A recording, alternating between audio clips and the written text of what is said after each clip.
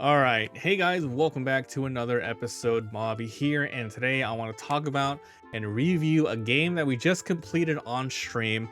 This is Evolution for the Dreamcast. You can see here we played the game for about 10 to 11 hours on stream.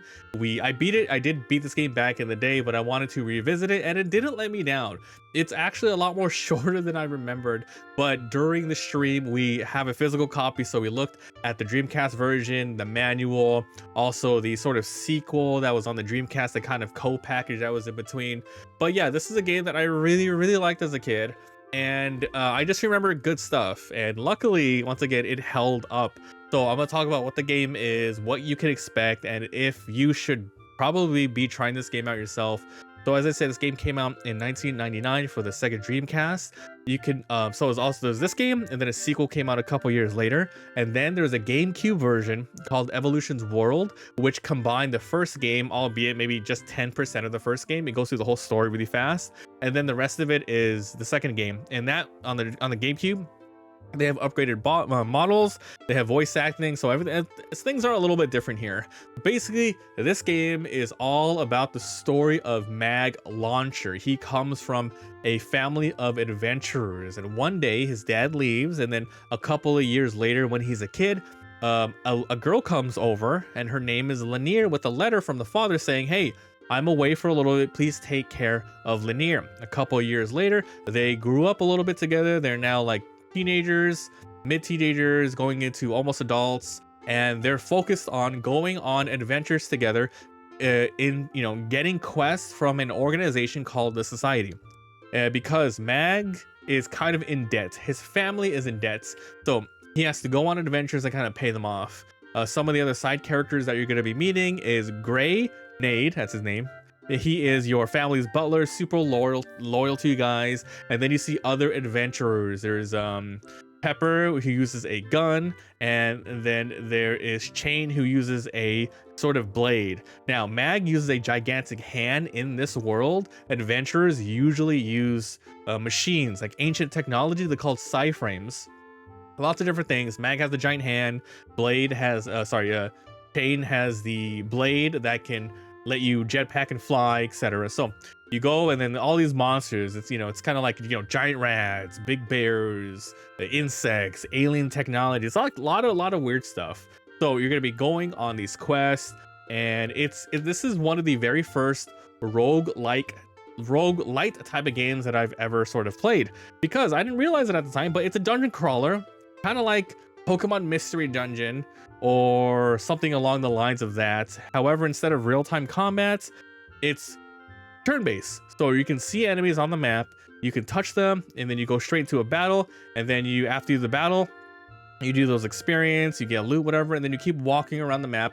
And basically the goal is to get a quest from the Society, and then go as far down or high up depending on the different type of dungeon you go to, and go as far as you can, and then reach the boss at the end. And then after you get the boss, you get an artifact which you're going to be giving to the Society, and then you're going to be getting a lot of money, a lot of loots, and then you're going to be paying off the people who helped you, and then you have to slowly pay off your debt.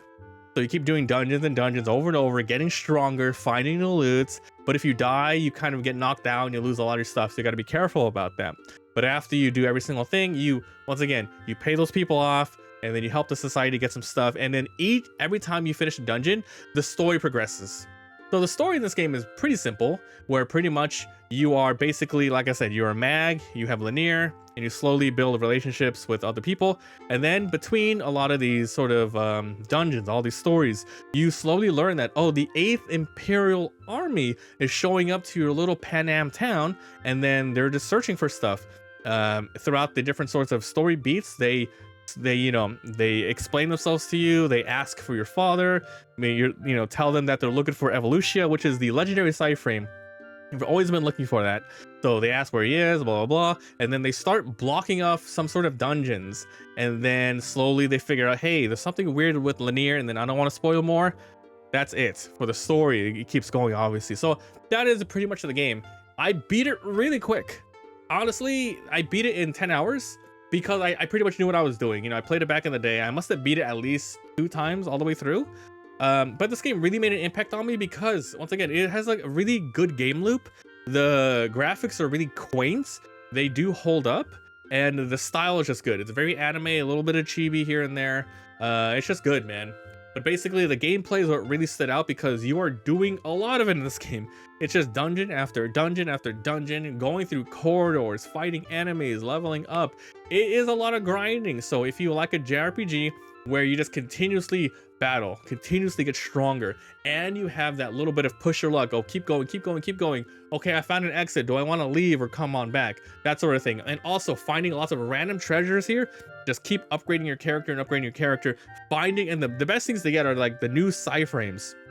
You get like, you have your giant hand, and every character can only equip certain stuff. So there's different, like, oh, there's a fire hand here, there's a healing hand here. You find those for your characters. Same thing with those other characters, like the one with the gun, she gets like an energy beam, blah blah, etc. Right? So lots of different frame peoples to use. Linear can also fight too. He has abilities, and so does Gray. He can also join your opponent and do stuff there. But yeah, this game is for people who like retro JRPGs. It's not like the old school ones. It's kind of like you know, the third generation of like JRPGs, where yeah, it's the beginning of using sort of 3D models. Actually, when we looked at the manual itself, on the back of the jewel case for the disc, it said the first RPG on Dreamcast. I don't know if they're just saying that or what, but you know, it's pretty interesting to see that. But I highly recommend this game. I think we're going to go ahead and play more, because after you beat the game, without spoiling the story, you can keep going on. Not in a New Game Plus, but there's still more to do after. So I'm going to be playing more, and then I'm going to drop the game. And then we, you know, after a couple of months or so, I'm going to come back and play number 2. But I don't know if I'm going to play number 2 on the joint version on the GameCube, or if I'm going to just start it on the Dreamcast again, just straight part 2. But that is the game, Evolution, the world of sacred device. It's really good and charming, man. I mean, it's just, what could you say? Look at the gameplay, look at the streams. I highly recommend you guys do that. I'll probably leave you with a little bit of boss fights here and there to end the episode and listen to some of the music. But I'm glad I played it. It's another one that we played on stream.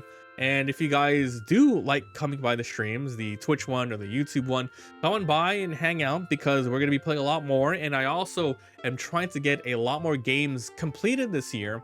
New games, and of course old games like this. Ones I've played it personally in the past that I want to revisit, see if it holds up, and new ones that you guys recommend. Yes, exactly, you guys recommend. So someone comes in, I ask for suggestions, I write it down, and then we're going to be playing some new, you know, Dark Cloud, you know, that sort of stuff. So I can't wait to play that for the first time. Okay, so just wanted to say I loved it. Really loved it. We beat it all the way through, and I'm going to give it a rating of a 7.4 out of 10. The reason why I can't go any higher than that is because I do recognize that it has, even though formula is nice and easy to follow, it's very grindy. It's an extremely grindy game. You're just going in and battling, but you're always leveling up. You're always getting stuff, which makes it good. But it doesn't change the fact that you're just clicking a button and watching things go by. And the dungeons themselves, they're okay. I just wish they were a lot more varied in terms of like the complexity of it, because it's not much. There really isn't much. There's some traps here and there, some treasures, monsters running around, but for the most part, it's corridors, rooms. There's no, you know, there's no puzzles or anything like that. So that's it. That's why I can't go any higher than that.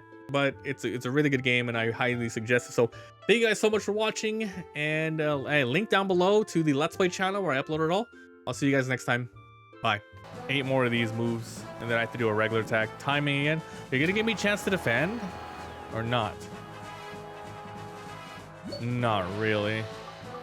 Okay. I wonder if we can work. Okay, let's try this.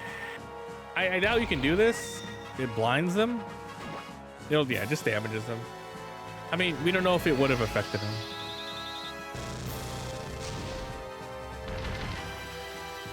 As long as we're healthy and he doesn't one-shot us, we're fine.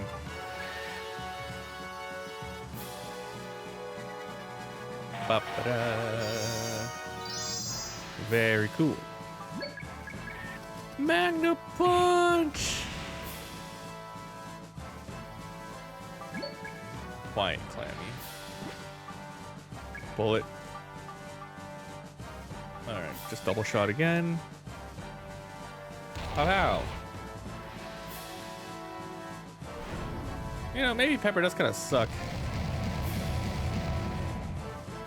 Because if I had Gray, I can use his ability to power up Mag even further, like increase his psi frame. So I'm about to give freaking Pepper a lot of my extra treasure hunting monies I'm gonna get out of this. Oh, easy. Yeah, I didn't need Pepper. I didn't. I'm gonna lose like 3,000 bucks. All right, get out of here. Our strat works though. Just everything on Mag. He has so much HP over everybody too.